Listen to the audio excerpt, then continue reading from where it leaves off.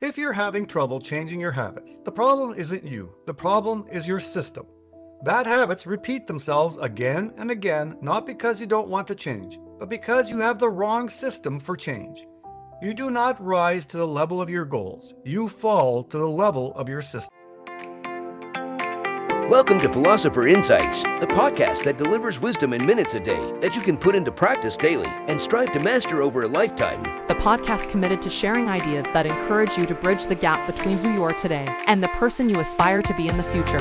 Hi, my name is Herb Lamba, and welcome to my podcast where I will share practical insights from the world's best authors. Knowledge isn't power. Applied knowledge is. The quest to become the best version of you starts right now. Hi, and welcome to Philosopher Insights. My name is Herb Lamba. Today we're discussing atomic habits. Tiny changes, remarkable results. The author of this book is James Clear, and the book was published in 2018. I wanted to share a number of my favorite insights, starting with tiny habits, major results, plateau of latent potential, goals versus systems, habits shape identity, the habit loop, the 4 laws, and finish it off with the Goldilocks rule. So let's start with the introduction. Quote, "In the pages that follow, I will share a step-by-step plan for building better habits, not for days or weeks, but for a lifetime. While science supports everything I have written, this book is not an academic research paper. It's an operating manual. You'll find wisdom and practical advice front and center as I explain the science of how to create and change your habits in a way that's easy to understand and apply. There is no one right way to create better habits, but this book describes the best way I know, an approach that will be effective regardless of where you start or what you're trying to change. The strategies I cover will be relevant to anyone looking for a step-by-step system for improvement. Whether your goals center on health, money, productivity, relationships, or all of the above. As long as human behavior is involved, this book will be your guide." End quote. Now, I'd say Atomic Habits is a must-read for improving your habits. It's packed with practical insights that make building better routines easy and accessible. Whether you want to start new habits or break old ones, this book has you covered. I first heard a quote many years ago that resonated with me from F.M. Alexander. And in recent years, the authors of The One Thing reminded me of it. But this is simply the most powerful quote as to why habits are essential in building the life of your dreams. Quote, "You don't decide your future. You decide your habits, and your habits will decide your future." End quote. Now, I absolutely love that quote, and I think about it often as I try to fine-tune my daily habits, making minor adjustments to get better day by day. James Clear illustrates the impact that small habits can have in your life over time. Everything great happens over time. Insight number 1. Tiny habits, major results. Quote, "The difference a tiny improvement can make over time is astounding. Here's how the math works out. If you can get 1% better each day for 1 year, you'll end up 37 times better by the time you're done. Conversely, if you get 1% worse each day for 1 year, you'll decline nearly down to 0. Habits are the compound interest of self-improvement. The same way that money multiplies through compound interest, the effects of your habits multiply as you repeat them. They seem to make little difference on any given day, and yet the impact they deliver over months and years can be enormous. It is only when looking back 2, 5, or perhaps 10 years later that the value of good habits and the cost of bad ones becomes strikingly apparent." End quote. I love the idea of getting just 1% better each day. It sounds simple enough to do, and if done for an extended period of time, tiny gains compound to produce significant results. As James suggests, if you get 1% better each day, you're 37 times better after a year. But the magic happens in year 2 and beyond, when your efforts are compounded over time. You'd think you'd be 74 times better in 2 years, wouldn't you? Well, get this. Due to the power of compounding, you become 1,400 times better after the second year. And the number becomes ridiculous if you run it out over 5 years. The bottom line is you get a lot better. Your life outcomes reflect your habits. For example, your current weight shows your eating habits, and your knowledge reflects your learning habits. Time highlights the gap between success and failure. Good habits make time work for you, while bad habits turn it against you. Insight number 2. Plateau of latent potential. Quote, If you find yourself struggling to build a good habit or break a bad one, it is not because you have lost your ability to improve. It is often because you have not yet crossed the plateau of latent potential. Complaining about not achieving success despite working hard is like complaining about an ice cube not melting when you heated it from 25 to 31 degrees. Your work was not wasted, it was being stored. All the action happens at 32 degrees. When you finally break through the plateau of latent potential, people will call it an overnight success. End quote. Now, I do think this is the fundamental issue plaguing so many people on the journey to a better future. They fail to understand the plateau of latent potential. I quote this book often, but Jeff Olson, in his great book, The Slight Edge, shares a similar idea where he suggests people expect success to happen in quantum leaps. But they quickly forget that success requires us to plant, cultivate, and then harvest. You cannot leap over the cultivation period, which is the plateau period where the efforts are being stored. Quote, all big things come from small things. The seed of every habit is a single, tiny decision. But as that decision is repeated, a habit sprouts and grows stronger. End quote. Insight number 3, goals versus systems. Quote, if you're having trouble changing your habits, the problem isn't you. The problem is your system. Bad habits repeat themselves again and again, not because you don't want to change, but because you have the wrong system for change. You do not rise to the level of your goals. You fall to the level of your systems. Habits are like the atoms in our lives. Each one is a fundamental unit that contributes to your overall improvement. At first, these tiny routines seem insignificant, but soon they build on each other and fuel bigger wins that multiply to a degree that far outweighs the cost of the initial investment. They are both small and mighty. This is the meaning of the phrase atomic habits, a regular practice or routine that is not only small and easy to do, but also the source of incredible power, a component of the system of compound growth. End quote. Now, I did find this part of the book very insightful. James Clear points out that we often miss our goals or struggle to stick to our habits because we get too caught up in the results. Instead, we should focus on the processes and systems that actually lead to those results. As a huge sports fan, I love to think of this in simple terms. At the start of the year, most teams set a goal to make the playoffs or to win the championship. But it would not make much sense for that team to focus on that all year long. The best coaches push the team to focus on getting better each day, run each drill, and practice to the best of their ability. They require a system of continuous small improvements to reach the outcomes they desire.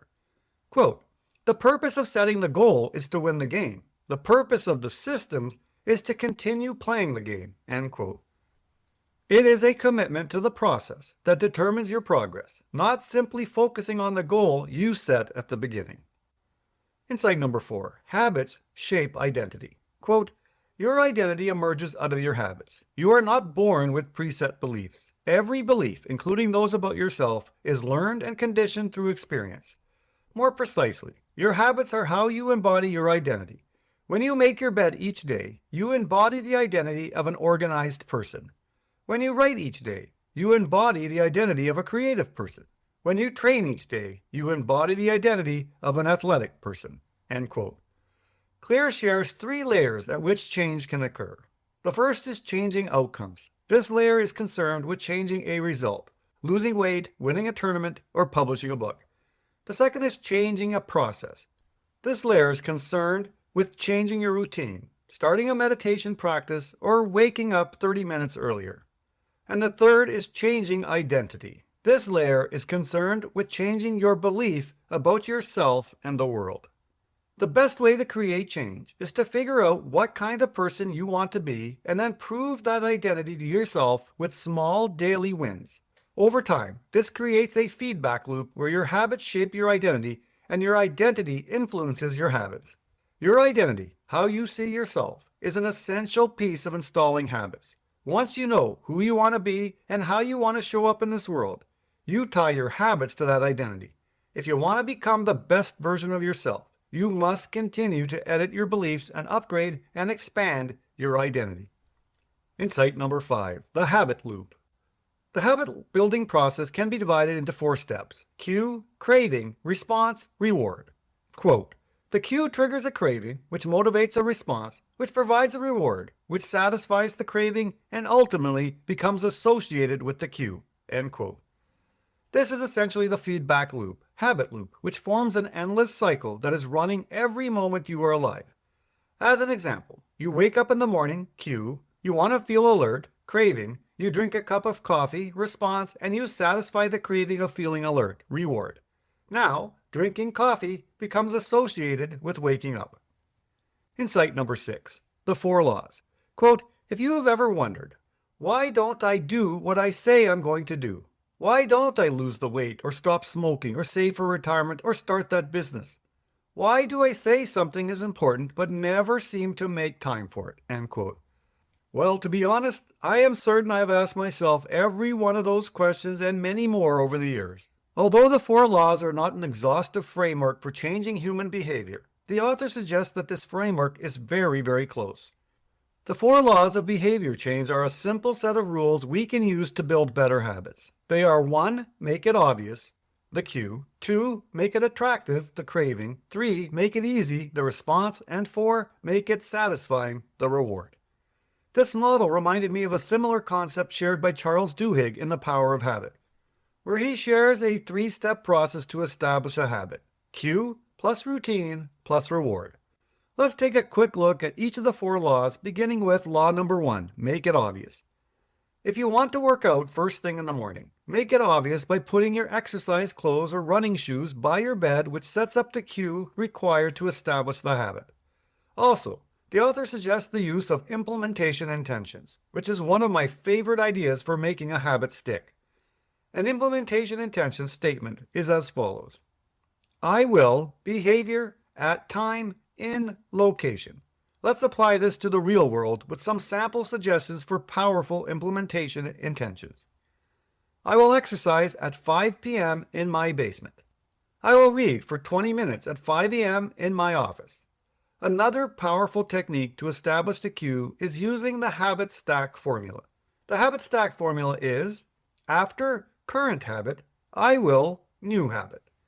A real-life example of this would be, after I pour my cup of coffee, I will meditate for 15 minutes. Or after I go to the bathroom, I will do 10 push-ups. I love the habit stack formula where the cue is established by simply connecting a new habit to an existing one. Law number 2, make it attractive. Quote, desire is the engine that drives the behavior. Every action is taken because of the anticipation that precedes it. It is the craving that leads us to the response. We need to make our habits attractive because it is the expectation of a rewarding experience that motivates us to act in the first place. End quote. One of the strategies shared in this law is to create a motivation ritual by doing something you enjoy right before engaging in the difficult habit. It's important to find ways to make the habit attractive by thinking about the benefits and how it will positively impact your life.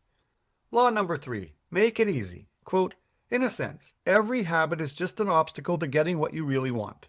Dieting is an obstacle to getting fit. Meditation is an obstacle to feeling calm. Journaling is an obstacle to thinking clearly. You don't actually want the habit itself. What you really want is the outcome the habit delivers. The greater the obstacle, that is, the more difficult the habit, the more friction there is between you and your desired end state. This is why it's so crucial to make your habits so easy that you'll do them even when you don't feel like it. End quote. One of the best strategies for making a habit easy is to break it down so the habit can be completed in 2 minutes or less, as this allows you to build momentum. The idea behind the 2-minute rule is to make the habit as easy as possible to start. You accomplish this by scaling it down. Let's look at some examples of how you can scale down your habits. Read for 30 minutes every day before bed becomes read 1 page.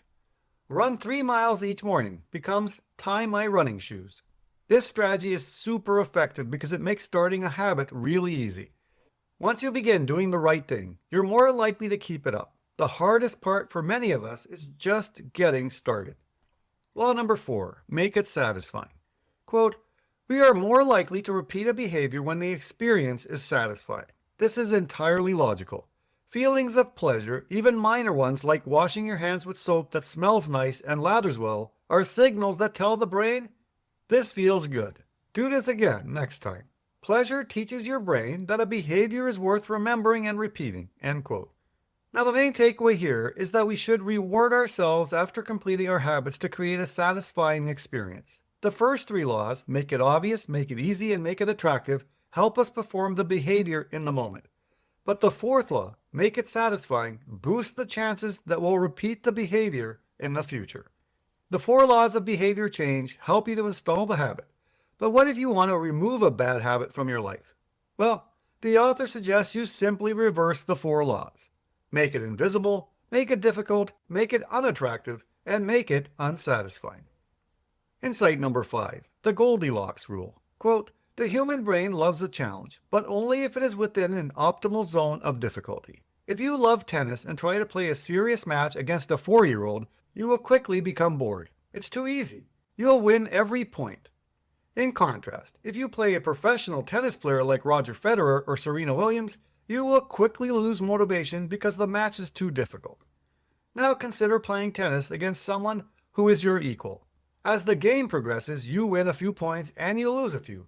You have a good chance of winning, but only if you really try. This is a challenge of just manageable difficulty, and it is a prime example of the Goldilocks rule. End quote. The Goldilocks rule. Peak motivation is experienced when we work on tasks that are right on the edge of our current abilities. Not too hard, not too easy, but just right. Although it's important to start off making the habit easy, you need to continually make progress and increase the challenge or difficulty to ensure the motivation to continue the habit remains. That wraps up the insights I wanted to share from one of the best habit books I've ever read. I highly recommend checking out Atomic Habits by James Clear for a deeper understanding of his wisdom. It's not only packed with valuable strategies, but it also remains one of the most popular habit books sold today. Until next time, stay curious and keep embracing the wonders of knowledge. Talk to you soon. You've been listening to Philosopher Insights with your host, Herb Lambert. If you enjoyed this episode and you'd like to support the podcast, please share it with others, post about it on social media, or leave a rating and review. Thanks again, and I'll see you next time.